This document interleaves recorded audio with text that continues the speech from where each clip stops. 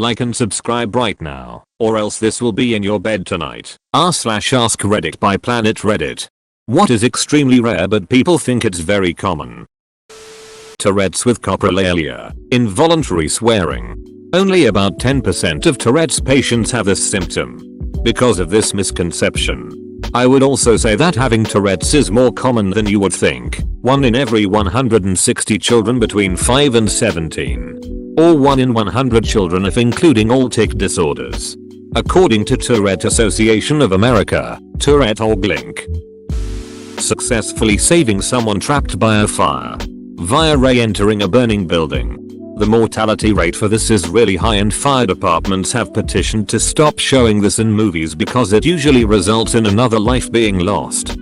Had a kitchen fire when I was a teenager and after some moderate panicking trying to put it out with the sink. My mom and sister went outside and called the fire department. And I was like, oh yeah, there's an outside. And went and got the hose and put the fire out. The firefighters showed up and were like, you put out the fire? Nice job dude. But never go back inside. Ever. But nice job putting that fire out. Not even once. You understand, Emmy? It was a little weird. I didn't really know how to feel about it at the time. Because it makes sense. Safety being more important than damaged property. But in this particular instance I never felt like I was in danger. But, presumably, other people who went back into burning buildings also felt like they were gonna die. But they did. Even when the fire hasn't grown too big and isn't dangerous to you. It can produce a lot of smoke. And that's the shit that will get you in a confined space. Also if you spend significant time in the building. Or have to go in far from an exit. The fire can spread to block the path you came in by. Burglary in the middle of the night. Burglary happens most often during the day. When nobody is home. No burglar wants to break in and try to sneak around your place while you're sleeping. His biggest concern is to evade detection. It makes more sense to work in the daytime. In all likelihood. That noise you heard outside was a car or raccoon or your imagination. Go to sleep. Edit. Gold. Thanks, but I was gonna break in and steal all your gold anyway. That's exactly what a burglar would say. Don't trust this person. They will however not hesitate to break into or steal your car. Source. Too many times to count. In multiple neighborhoods in multiple cities unfortunately. People giving away drugs to kids at Halloween. Why would they give away product they could sell? My 12-year-old daughter told me that literally none of the kids in her grade will eat from the pizza place right by our house because the people making the pizza put weed in it. I figure 12 is old enough to learn that nobody is giving away weed. That shit ain't free. Where is this pizza place I should most certainly avoid because of the weed in the pizza? You almost never see two guys walking across the street carrying a big pane of glass. I was on a college visit once and I saw two guys walking holding a big pane of glass. I took a good look because I know it will never happen again. I once slipped on a banana peel. I took a moment to really absorb it because I couldn't believe it had actually just happened. Dropping out of college and becoming a billionaire. Most of those people drop out of Harvard, MIT, Oxford and Cambridge et al. They don't drop out of community college. Survivor's bias. And they don't drop out because they couldn't hack it.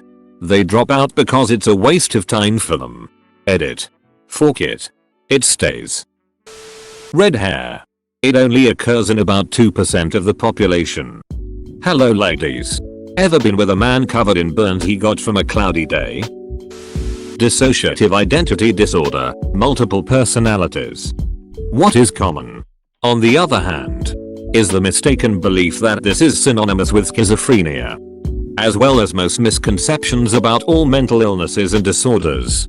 My favorite to point out is the difference between OCD and OCPD to people who constantly talk about how OCD they are because they like their closet organized in a reasonable way.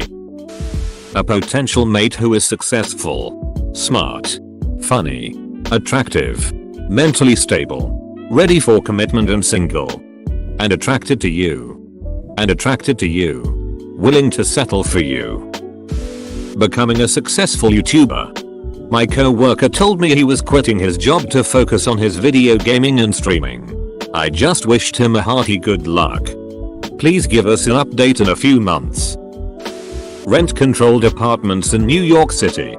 If TV is accurate, they're all occupied by part-time coffee shop employees who work approximately 10 minutes a day. Writing code that executes on first compile. Well, in my experience, it almost always executes, but it rarely works. Runtime is the real beach. My code would work perfectly if it weren't for people wanting to actually run it. Being able to make it as a musician or actor or many other creative jobs. And by making it I mean being able to earn some serious money or even just to make a living by just performing and not doing anything else. Most of the time, you will have to have multiple side projects that only roughly are related to actually performing. Or so I've heard. If there are people with personal experience in these fields, I'd love to read your comments. I have a friend that's an amazing songwriter. He has written with and for many famous bands and artists, lots of people you've heard on the radio. He has been nominated for a Grammy twice, once in the last year or two. He has to work side jobs to make ends meet in between royalty checks. There is just no money in music anymore unless you are Taylor Swift or Lady Gaga. Even someone like him? That proves my point more than I would have thought. Thanks for sharing. Broadband internet in rural areas of US. There are only 13 advertising blimps in use around the world. Yet it's so common to see them when there's a football game. Edit. For those asking for a source. NM Wikipedia org link under use. There's also a blog post by one of the companies that owns a lot of these blimps, Van Wagner Airship, that says so. Is there more than one Goodyear blimp? BC, I've seen that thing several times through my life. All throughout the country. I believe Goodyear operates too. Successfully resuscitating someone who has drowned. Edit for clarification. Drowned is the key word. I mean died from submersion in water. U/Defog has opened a great discussion with me on this, and this chart is very telling on the different success rates based on drowned versus drowning. Edit. At request. Health Harvard edu link/press releases ED CPR. If your heart stops, there is a 1 in 20 chance you will survive with CPR, and ED doubles your chances. But that's only to 1 in 10.90 to 95% of hearts that stop do not restart. The movies tell me all I have to do is scream at them to wake up, and it works. Don't forget to pound on their chest. If the BBC has taught me anything, it would be murders in small British villages. My mum watched a show about two gardeners, Rosemary and Thyme, who travelled about gardening and going to flower shows, and there was always a murder they solved. And they'd always know more than the police. Beach. If two gardeners keep showing up around murders, they're the prime suspects. American here. Rosemary and Thyme was so over the top and ridiculous. When it was on Netflix, my friends and I would have viewing parties. What could be more British than two sassy ladies roaming around the UK, restoring gardens, and solving murders? Epilepsy, being fall to the floor, spaz uncontrollably, froth and all that due to flashing lights. Epilepsy is recurring seizures. And there are lots and lots of seizure types. And often they aren't noticeable, even immediately, so for the sufferer. Triggers for these seizures are more likely to be hyperventilation, stress, alcohol or sleep deprivation, or stuff like that, than strobe lights. Epilepsy is also pretty common, and it's likely you go to school or work with someone who has it. In a reverse of the title. Ironically for this post though, the kind of epilepsy I have does have the stereotype. Go figure. My dad has severe epilepsy and I've seen him have seizures. Once we were at the movies. Got out of the movie and the sudden brightness of daylight overloaded his senses and was too much. He froze in place with 1,000-yard stare on his face and dropped his expensive camera. We were on vacation, and I knew what was happening. I sat him down on a bench and in a few minutes he was okay but tired and confused. I used to have seizures when I was younger. I remember the second time I had it. It was on the highway, which was ducking brutal. I was just looking outside my window and saw a bunch of flashing images, which was ducking odd to see. Then it hit me that I was about to have my second seizure. It's actually a weird feeling once you have a seizure. I remember that I was kind of unaware of my surroundings when it was happening. And wasn't really paying attention to how my family reacted. Then after my seizure went away, I was kind of confused and had difficulty answering basic questions to the medics like what is your name? Or when is your birthday? Instead of instant responses. It took me an extra 15-30 seconds to try and figure out how to answer these simple questions, which is odd. Thankfully I've outgrown my seizures and haven't had one in 7 years. Pleading insanity to escape punishment for a crime. There was even a pretty so-so movie about it a while ago. In reality, it is very rare that insanity is used as a criminal defense strategy. Fewer than 1% of criminal cases in the US involve the insanity defense. Here's a PDF source for your perusal if you're not the type to trust some guy on the internet. Even then, it is only successful in 1 out of 4 attempts. And that involves convincing a psychiatrist that you're insane. So don't hang your hat on it if you're thinking about killing someone. Also, pleasing insanity doesn't get you off scot-free. It means you get placed in a psychiatric facility for an indefinite amount of time, until your DRS are satisfied that you are able to manage your condition without harming yourself or others. For many people, that could mean they never get out. For others, it means only a couple of years of therapy and finding the right medication. And most are released under conditions, such as remaining in outpatient care, living with a caregiver, etc. Yes. It's supposed to be scot-free. When not guilty is a life sentence. It's long, so here's a podcast version. If you are found to be guilty of murder and sane, you could spend 25 years in prison.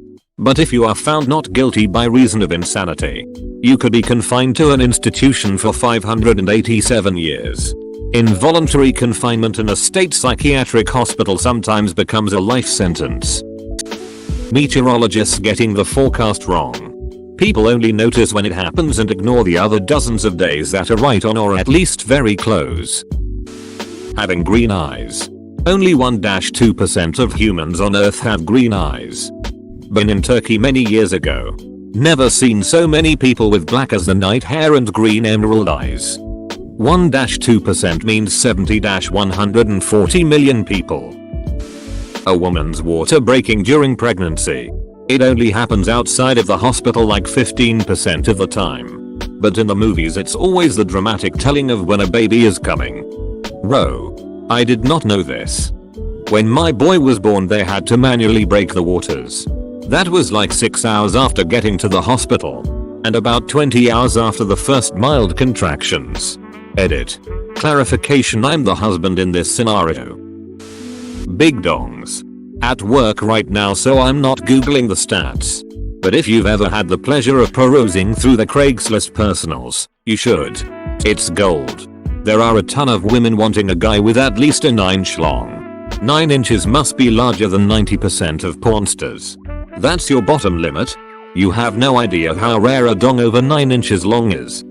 2 former co-workers, women, once claimed that they believe 8 inches was the average dong size. They are setting themselves up for a life of disappointment. It's okay. All the average guys are gonna call themselves 8 inches to them anyway. Hitting a jackpot. That's why casinos exist and are hugely profitable. Hell. Late last year in my city a woman won $1.2 million just on a VLT at a local bar. Great for her. But you know it lead to an increase in people burning through their paychecks on those machines. The epitome of this logic for me was in 2015 when some genius came up with the idea of making the Powerball harder to win because it would result in much larger jackpots. Granted, your odds became even more abysmal. But look at that giant number on the billboard and someone's got to win is right. And that was a resounding success if I remember correctly. Cow tipping. Everyone knows some kid who claims to have gone out into the countryside and pushed a cow over for a laugh. Know how many people have actually tipped a cow? None. It's a bloody great big beast and it isn't going to let you shunt it.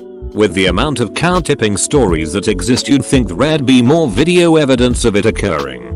But it's just a lie city kids tell their mates. Quicksand.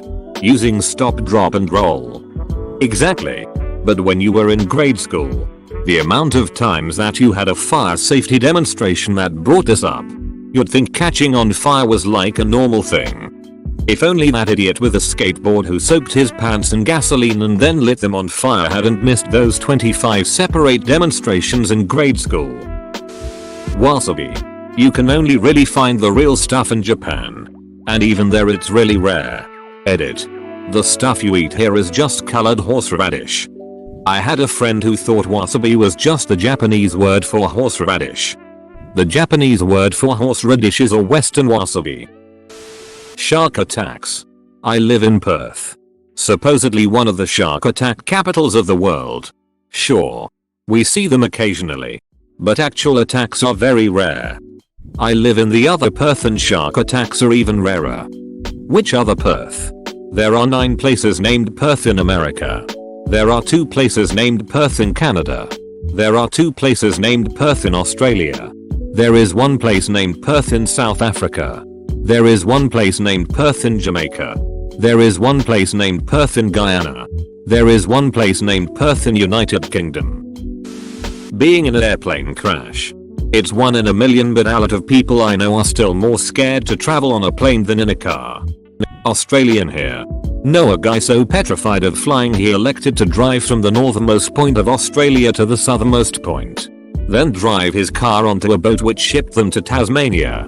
Then all the way back again. All told this was about a 10,000 kilometer trip. They had other stops up the east coast. I'm not an expert, but I figure weighing up the 10,000 kilometer through outback Australia combined with major city CBDs on the way to the destination and the risk of death or serious injury, I can only imagine would be much higher than just flying for a few hours. Wow, I'd say death of boredom is greatly increased as well.